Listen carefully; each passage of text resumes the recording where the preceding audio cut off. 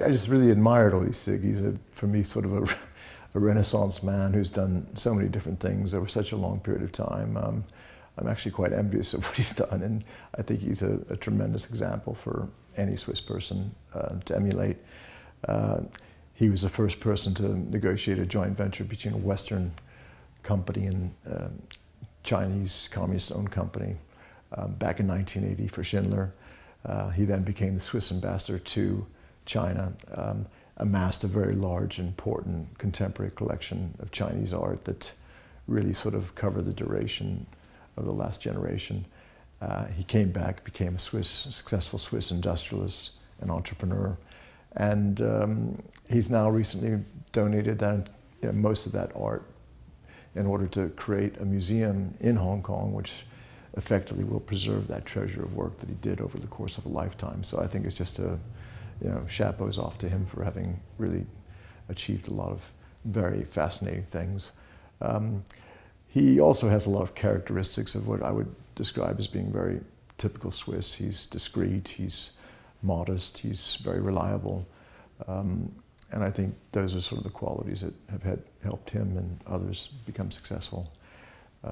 Yeah, so that was really the reason why I was really sort of inspired to write about him and also to film him.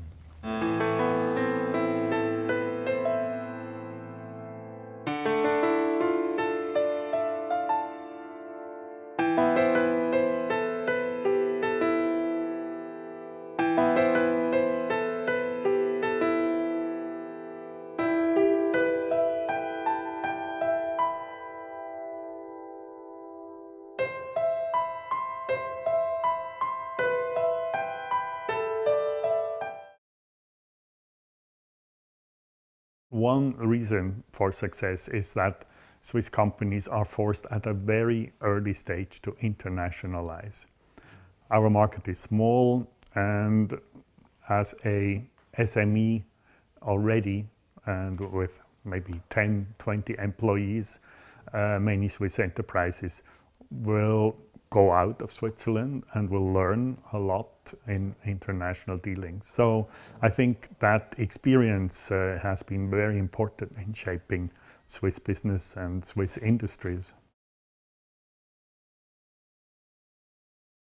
Dangers are that we may lose our strengths, being what many people consider cliches, like precision, like reliability, quality, and thanks God they are more than just cliches, and we better build on them. But will we be successful in maintaining this? This is something I worry about. I think it's crucial to keep our competitive edge. Swiss economy is well advised if it would get closer to politics again. That link is at least threatened, if not broken.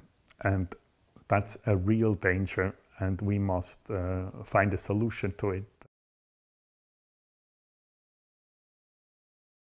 In the past, we had this militia system, which has been a very important trait of the Swiss success.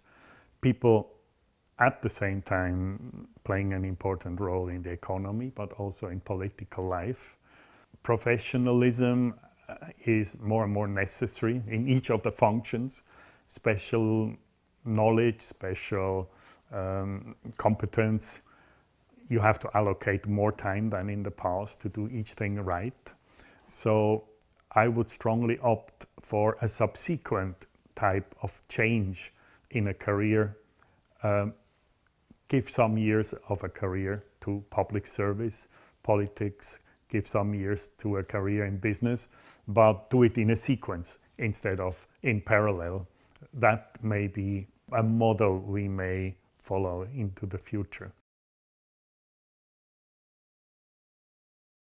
I think entrepreneurship still relies on the same strengths as it always did. But of course, the instruments, the tools are very different. In particular, also how you deal with people has changed. You still need to display your authority, but you may not do it in a hierarchical way.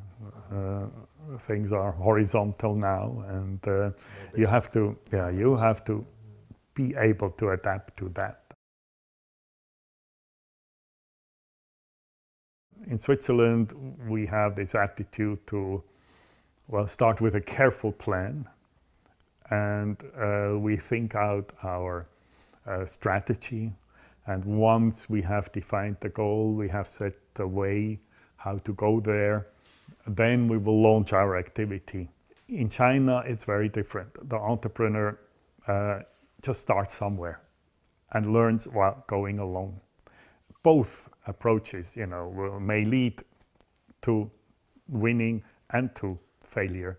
But the advantage of the Chinese system is they're very fast. By the time we think, they have already covered some space which we may want to cover. So there is actually a combination is a winning idea. You have to build on your character. If you don't, you may mess up your life and your long-term prospects. So get to know yourself. I think this is very important, and then you make better choices. I think whatever you choose, you must want to be best in class. If that is your ambition, you will succeed. I realized that nobody is collecting in a systematic way what the Chinese contemporary artists produced. It's a task a national institution should have done, but didn't. So I choose to do this. So my criteria are really, I want to mirror with the collection the Chinese contemporary art production across all media and along the timeline from the late 70s, when actually contemporary Chinese art was born, to today. This is the rabbit on the moon by the artist Xiao Fang.